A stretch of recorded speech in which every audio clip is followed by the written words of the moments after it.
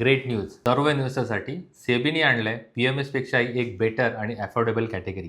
फक्त 25 लाखामध्ये मिळू शकेल MFPMS, जिथे एक प्रोफेशनल पोर्टफोलिओ मॅनेजर तुमच्यासाठी सर्व मॅनेज करेल. पण खरंच हे शक्य आहे का? चला समजून घेऊया. आतापर्यंत ट्रॅडिशनल PMS मध्ये इन्व्हेस्टमेंट करण्यासाठी किमान 50 लाख रुपयाची आवश्यकता असायची. म्हणजे हा पर्याय फक्त मोठ्या HNI इन्व्हेस्टर पुरता मर्यादित होता.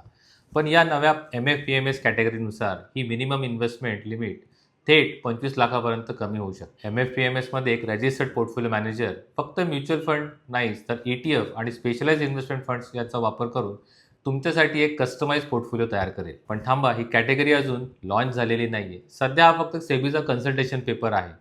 पब्लिक कमेंट्स नोंदवण्याची अंतिम तारीख 13 ऑगस्ट 2026 आहे.